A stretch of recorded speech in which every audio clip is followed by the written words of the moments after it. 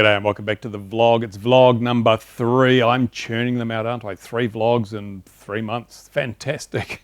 But yeah, this is for those who haven't seen the vlog before. It's just a little to-camera piece where I talk about things that I find relevant, interesting, and that may affect the hobby and the people who enjoy the hobby. Now, first of all, I did mention this in a video on my other channel, I think.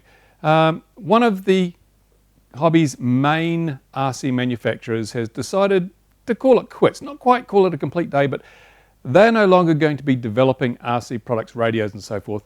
They're going to give that away. They say they will be continuing to make receivers and service existing equipment, but it looks like they've basically thrown in the towel. Who is it? Well, it's not Futaba. Futaba have a very active industrial electronics branch which does industrial robotics, industrial radio control telemetry. So they're pretty comfortable in the marketplace and they're still sticking with the RC hobby as a part of their total operations. And it's not Spectrum, of course, because they are the new kid on the block in many cases and they you know they're doing pretty well. It is JR. Now, Japan Radio, they have been making radio gear for a very long time. Now, I think I bought my first JR system in about 1989. It was for helicopters. I bought 2 of them actually for helicopters and they worked really well. I was happy with them, worked fine.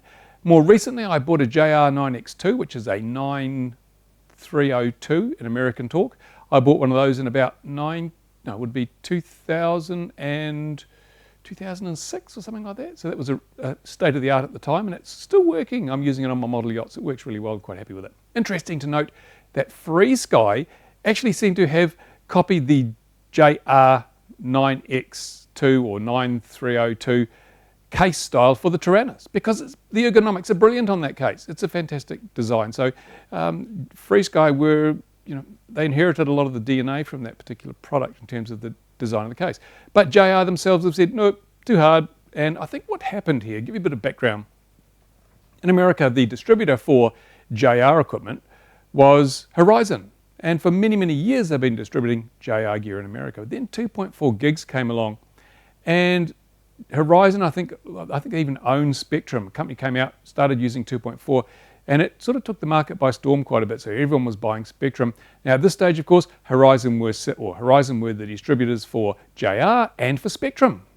But there was quite a bit of overlap here. Traditionally, JR has been high quality, high price gear. You know, you pay a lot of money, you get a really good product. Value-wise, didn't always appeal to everyone. The Spectrum gear, of course, was a lot lower in the market and it was, pretty low-cost park flyer stuff initially, and then it got bigger and bigger. But what eventually happened was that the Spectrum gear got good enough to compete head-on with JR. So from Horizon's perspective, obviously, it didn't make a lot of sense to be selling 2 products that competed so heavily, especially when you had to buy one of them in and put a margin on it, the JR, and the other one effectively you owned the company that made it, so you're making a much more profit out of it. So what I think happened was effectively JR just got shuffled to the side and pretty soon JR probably found that Horizon weren't pushing their product very much, weren't getting much out of it. And so JR had to go out and distribute for themselves. They probably found that in a big country like America, distributing product and arranging a network of dealers is a lot of work. So the margins and the sales volumes probably weren't there to justify the continued investment in the RC hobby. So that's where we are now. Now they promise, as I say, that they're going to be continuing to make receivers available and service stuff. And they're going to come back maybe in the future and design more. I don't know, because the Chinese manufacturers have really knocked the traditional RC manufacturers for 6. We've got the likes of Free Sky, Fly Sky, and rebranded Fly Sky in the form of Turnigy. These are all coming in. They're taking a huge chunk of the market away. So from the moment that Horizon started selling Spectrum, the writing was on the wall for JR, at least in America. And that's, let's face it, that is the biggest market in the world for radio controlled products. There you go. Sad to see you go, JR. There will be, of course, lots of JR gear around. You'll see it at flying fields all over the place, but it's not going to be an active participant in the new products marketplace, I don't think. I think we might have seen the tail end of JR. As I say, I reviewed this XG8 some time ago and it's a fine product. It works as advertised. Perhaps the biggest failing was that it feels like a $150 radio, but it costs 3 times as much. So hard to compete when you've got, for the price of this, you can get a Tyrannus. Hard to compete. Right, what else have I got on the agenda for today? Well, a little bit about regulation. I always like to talk about regulations. You know me, I'm very focused on making sure regulations are good and that they work. And In America, the FAA just released a report. Now, as American model flyers and drone flyers will know, last year, I think it was towards the end of last year, 2015, 2016, the FAA bought a compulsory registration program for drones and therefore models, because they can't tell the difference. They're that stupid. They can't tell the difference between a balsa and tissue or film model and a drone, but that's neither here nor there. They brought in a compulsory registration scheme. So anything that weighed over 250 grams, you had to register yourself if you wanted to fly it. And the concept was, we were sold this on the basis that it's going to improve safety, because if people are registered, they will be more accountable for their actions, and therefore we're less likely to have bad things happening. So, as I say, the FAA just released reports of the number of drone sightings. And this is also interesting. It's been touted by the media as drone incidents, events, dangerous happenings, but it's not. It's just drone sightings from aircraft by full-size pilots. And the interesting thing is that the number of drone sightings for the first year of registration were 50% higher than the year before. So did registration really work? Did it really reduce the number of people doing bad things? I don't know, but it's kind of tenuous, isn't it? They told us that this would make everyone more accountable, but we're getting more reports from full-size pilots that they've encountered drones. So maybe it didn't work. And if it didn't work, is it worth sticking with it? I mean, if something doesn't work, you try something else, don't you? You don't just say, well, it doesn't work, but we don't care. No, I think maybe the regulators need to revisit that. The drone regulation thing, we know it's not going to work. We know that anyone who wants to do something stupid with a drone is not going to register the drone they're going to do it with. They're going to say, blow that, they'll catch me. So, yeah, there you go. It's like criminals tend to use unlicensed firearms, because then they can't be tracked. So people who want to do something like drop drugs into prisons or crash into full-size aircraft, they're not going to register their drone and leave their fingerprints all behind in that manner. And also on the subject of drones and doing bad things, I see that in the USA, a drone operator has received 30 days in prison and a $500 fine because he crashed his drone into a woman and knocked the snot out of her. Well, that's damn good, I say, that the law has come down on him like a ton of bricks, because you can't do that. You can't operate so recklessly as to endanger people's lives or their property. And if you do that, then you deserve to get your ass kicked and get thrown in prison. That's exactly what happened. That's far more likely to produce a positive outcome than making people register. If others see that, if I'm stupid with my drone or my RC model, I could end up in prison, that's going to have a much better chilling effect than simply registering yourself and giving money to the government. That's not the way that works. But we'll see what happens there. Now, and on the subject of regulations and people doing things, here in New Zealand, the CAA and Transpower, which is our electricity lines company, they operate all the transmission lines that carry all the power, they issued a press release last week crowing about how they'd done the first beyond visual line of sight drone flight in New Zealand ever. Ever. I'm going to pause for a moment. Ever. What are these people smoking? Honestly. Now, I know people who've been flying beyond visual line of sight with models for almost a decade now. And they have collectively done thousands of flights with models beyond visual line of sight. So for the regulator to assume that this has not happened is incredibly naive. It shows they're not aware of what's going on in the community. If they really think this was the first beyond visual line of sight flight with a remotely piloted aircraft system, they're dreaming. They're so far out of touch, it's not funny. Because it's been happening for almost a decade. And the reason perhaps they don't know about it is because all of the people I know who fly beyond visual line of sight are very, very careful. They know the risks and they manage those risks very, very accurately, so that in those thousands of flights, there has never been one instance where they've brought themselves to the attention of the regulators or the authorities. They haven't flown into the path of airliners. They haven't crashed into people or buildings. They have been very, very careful. And over a period of time, they've learned the skills, they've learned what the risks are, they've learned how to manage them. So they are the people that the CAA and Transpower should be talking to before they do their beyond visual line of sight flight. And the even worse thing is, now, the big press announcement came with a picture of the craft they're using. Now, if I was going to conduct my first beyond visual line of sight flight, I would choose a craft that was lightweight, frangible, and if something went wrong, it wouldn't pose a risk to people or their property. It'd be a foamy, it might be maybe a 1.5 metre foamy, electric powered pusher, so that I've got all the abilities to, if it crashes, it's not going to cause a big problem. So what did Transpower use? Well, here's a picture. Look at this.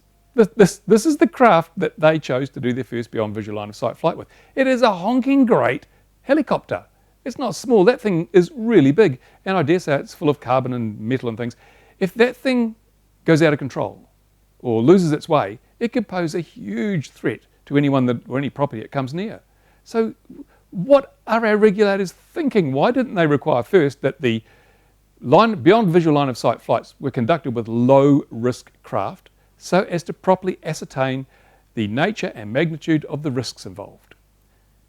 I don't know. Now, remember, this is our regulator. These are the people who sit behind their flash desks with their coffee and biscuits and tell us, veterans of the hobby, how to do things safely. I've been flying Marcy models for over half a century. I know what's safe and what's not. I've never injured anybody, killed anybody, or damaged any property other than my own. But we've got smart young men coming out of university, reading a book, sitting behind a desk telling me exactly how to do what I've been doing for 50 years and telling me how to do it safer than I've been doing it. They've never flown a model. They've never flown FPV. They haven't got a clue, but they will tell me and you what to do. I don't think that quite sounds right. And this beyond visual line of sight initial flight is proof of that, isn't it? It's got to be proof of it, because only an idiot would fly a craft that big on their first BVLOS flight when they're trying to establish all the risks and the things that can go wrong. That's crazy. If I'm wrong, tell me in the comments. I invite your feedback on every issue I discuss here. And while I'm ragging on regulators, I mean, okay, I've got to be fair. Being a regulator, it's a very hard job. It's very difficult. You've got to balance up the freedoms of a group who like to fly models, which could in theory be quite dangerous, against the safety of the public. And that balance is an important one. If you get it wrong, then people get hurt. If you get it wrong the other way, then you're disadvantaging a group of people that our own regulator admits has never been a problem. The traditional model flying hobby has been a paragon of virtue. Very, very few incidents or complaints have been made about people flying traditional model aircraft. It's only the drones that have created this massive issue we have now. And I am deeply concerned because our regulator is being incredibly disingenuous. And again, they're showing that they don't really seem to know what they're doing. Here's an example. In, I think it was the March, April issue of a magazine called Vector, which is published by the Civil Aviation, it's a safety and information magazine, they cited that there were 190 something drone incidents or reports of drone events in New Zealand. That's things that were reported that weren't right. So it could be a complaint, an incident, a sighting where a drone where it shouldn't be. 191 or 92, I forget. I don't have the work in front of me, but I'll put a copy of it here so you can see that. And a link to the website that says it. And they said, well, this is good justification for you need to keep reporting these things and aren't they dangerous and blah, blah, blah. Look at the magnitude of this problem, right? But the thing is that a third party then reviewed that data. The data that CAA were using as justification for its harsher regulation and the magnitude of this risk that drones pose, someone else came along and had a look at the raw data. And they discovered that CAA obviously hadn't even looked at their own data. They'd taken all these things, put them in a folder, 192 or 191 incidents. When the third party evaluated it, they found there was a huge amount of duplication. So much duplication, in fact, that the actual number of separate incidents was only 120 something. They've printed a correction in the same magazine a couple of months later, saying, oh gosh, we were sorry, we were wrong. It was only 120 something, not 190 something. Honestly, is that the kind of performance, the kind of accuracy, the kind of credibility we expect from someone who's able to regulate away our freedoms? I don't think so. They overstated the magnitude of the problem by 50%. Really, seriously, that's a huge overstatement. And so they're using data which they admit has been flawed. But have they revised the regulations on the basis that we thought the problem was 50% bigger than it was? No, the same restrictions are still placed on people like me and other people who want to simply continue doing what we've done for years, safely fly model aircraft. No, we're still subject to the same draconian restrictions that have been imposed on us because our regulator thought the problem was 50% bigger than it is. Not good enough. Not good enough. I think their correction and their apology is simply, we apologise for being caught not doing our job properly. That's not good enough. But as I say, regulation, difficult thing, very difficult thing to do. Although, to be totally honest, I think there are a lot of people out there in the hobby who could do a damn sight better job of regulating this whole drone RPAS thing, because they're the people with the experience. They're the people with the knowledge. They're the people with the understanding of the risks. The Civil Aviation Authority are a bunch of desk pilots. They sit behind their desks. Very few of them fly model aircraft, very few fly drones, none of them will have flown beyond visual line of sight because that's against the law. We can't do that. So how can people regulate from a position of ignorance? And why won't they even check their own figures before they publish them? This is crap, absolute crap. So, yep, we are stuck in New Zealand with some really bad regulation. And as I've said many times before, it's the kind of regulation that makes criminals out of little children who might have a toy like this, 18 grams, take it to an empty field miles from anywhere and dare to fly it without getting the permission of the property owner. If they do, apparently that's way dangerous. It's more dangerous than a loaded firearm, this thing apparently. I can carry, with my firearms license, I can carry a loaded firearm across someone else's property, the only provision being that I must leave if asked to do so. I cannot fly this over someone else's property without risking a huge fine. Seriously, they tell us this is an aircraft, then they tell us it's more dangerous than a loaded firearm. They overstate the risk by a factor of 50%. Is this really the sign of a good regulator? Someone who knows what they're doing? I don't think so. I really don't think so. So there'll be more on this later because I disputed the meaning of their regulations recently and I won. Their legal department spent a month going through all the paperwork and finally had to come back in a bit. Gosh, you were right, we were wrong. But they still haven't fixed the mistakes on their website, which make false claims as to what the regulations mean. Again, not good enough. Honestly, it's crap. Right. That's enough about regulation. Let's talk about some more interesting stuff like the GoPro Karma. That was GoPro's attempt to get into the drone market, and what a fiasco that was. They bought that out and were selling it on the feature that it was small, it was backpackable, it had a really easy to use controller and gave great video. And then of course DJI came out a week later with the Mavic Pro, and that was smaller, more foldable, more backpackable. You can put it in your pocket, so simple to use, and better controller, more features, more functions, and kick-ass video quality. So things were looking bad for GoPro, and they got worse when the Mavic started falling out of the sky for no apparent reason. So yeah, they had to recall them all, but now they're back on the market apparently, or will be shortly if not already. So, but would anyone buy one of these things? I mean, would you go out and spend money on a Karma now that the Mavic Pro's there and proven itself to be incredibly reliable and great performance and a great price point? So it's no wonder that so many of the GoPro shareholders are keen on doing a class action suit against the company for really botching this up and damaging the share price of the product. Yeah, it's like, it's got to be a great lesson. This will go down, I'm sure many MBA degrees will be earned by people doing theses on the demise of the DJI and the effect that the Karma had on that, because that is just terrible. GoPro, stick to making cameras. You make some really good cameras. Drones, not so much, and perhaps you don't really understand the market well enough to be launching drone products, especially when they fall out of the sky.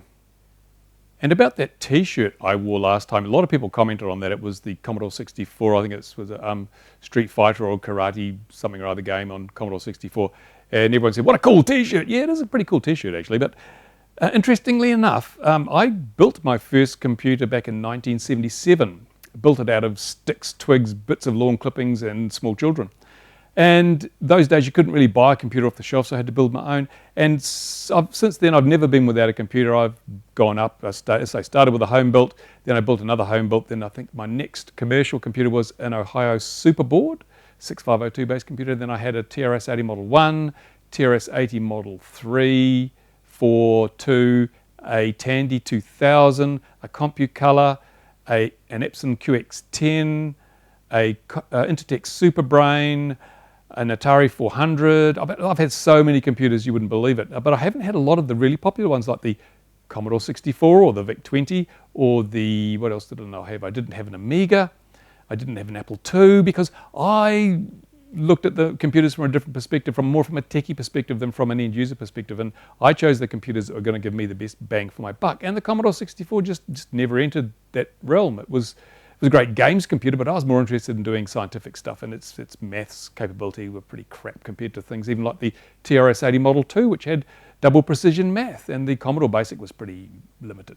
So yeah, but if you want some more information on my background in computers and my history of computing, and I've even got some of the old bits and pieces out here in the box, I think. If you want to see what it was like in the olden days when we had to carve our memory chips out of solid stone, then yeah, just say so in the comments and I'll do my best to accommodate your desires. But yeah, it was a great time back in the 1970s when everyone was building their own stuff, and you know, we dreamed 1 kbyte of memory was a dream. It was heaps. I think my first computer had 128 bytes of memory. That's how old I am. Oh, terrible. And my first disk drive was an 8-inch floppy disk with 128 kbytes of storage. It's amazing. Now the size of your fingernail, you can store 256 gigabytes. Fantastic. Anyway, I digress. Now, one other thing I promised you in the weekly, monthly, whatever it is, vlog, was some of my favorite channels. And I've taken a bit of a risk today, a bit of a risk because I'm going to showcase a channel which I get immense pleasure from. It is hysterically funny at times, and other times I sort of cringe with embarrassment on behalf of the guy that does it, because sometimes he tries things that go incredibly wrong. It's a channel called AVE. It's a Canadian bloke, and he seems to have a background in engineering, hydraulics, electronics, a whole lot of stuff. So he's got a pretty varied perspective on stuff, and his turn of phrase is colourful to say the least. It leaves me in hysterics from time to time. Little warning, this stuff is not really child friendly, it's not wife friendly, it's blokey stuff. So if you've got kids watching, you might want to say go and brush your teeth. But I'm sure, hopefully you'll enjoy it as much as I do. This is a couple of little snips from a couple of videos he's done, and these are just a fraction of the massive amount of stuff he's got online. And he's given me permission to use these clips, so watch this. If you think this might be something you enjoy, go to his channel. There are links in the description of this video, and tell him I sent you. Hopefully you'll subscribe and get as much fun out of it as I do. I have a suspicion, however, that a lot of my subscribers are already AVE subscribers, because it's funny stuff. Anyway, here you go. Have a look at this. Gentlemen, welcome back to the shop. Like I asked the wife, you want a quickie? The full 2 minutes. This is that. Just a tip, mind, and only for a minute. What we have here is a battery, Makita battery, that will not charge. Gentlemen, welcome back to the shop. This is just a tip, mind, and only for a minute. I figure you're all healed up from the last time, so... And the subject matter at hand, while it is not particularly girthy, is quite poignant. It's for the artistically challenged amongst us to make stamps. Now ask yourself, why for would I ever want a stamp? Well, if you're wrapping a present or you're doing something special, you want a stamp and you don't want to have it custom made. You can do that, of course, but say you just want to use this chemical will melt both. As with so many things in life, the whole trick of it is getting in and out in a hurry.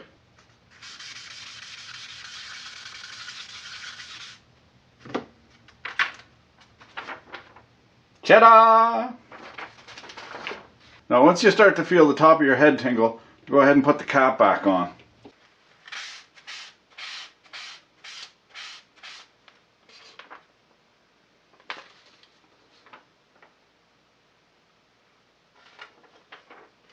Didn't work worth a shit.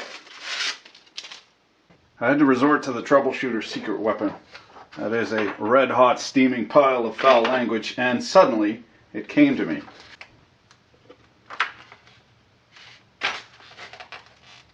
What the fuck over?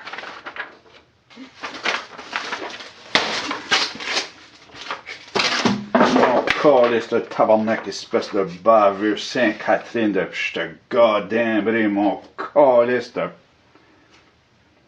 This has got to do it. I just want a fucking result. Jesus, got a head full of Sullivan now. I feel myself getting dumber. That's my story, and I'm sticking to it.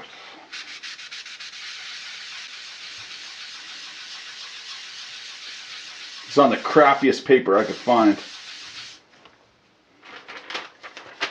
Barely ran through the printer. Fuck. And that's it for another vlog. Thank you for watching. Comments, questions, usual place. Suggestions, because the format of this will be evolving. I don't know, this is twice I've sat in this chair in the same place. Continuity, eh? But yeah, I'm happy to do other stuff if people want to know about it. Do you want more news? Do you want more of the channels I watch? Do you want me to shut up about regulations? Because I know it bores a lot of people to tears. Yeah, tell me what you want to hear and I'll do my best to research it and come up with stuff that's useful. Also, what channel should I put this stuff on? Now, traditionally, I put my rants on XJet, and because this does tend to dissolve into a rant at times, especially if regulations become involved, I put it on XJet. But there will be probably more information coming out in this vlog. I'll make it more information based in the future. And most of the info stuff I put on RC Model Review. So where do you think I should go? XJet or RC Model Reviews? I'll leave it on XJet in the meantime.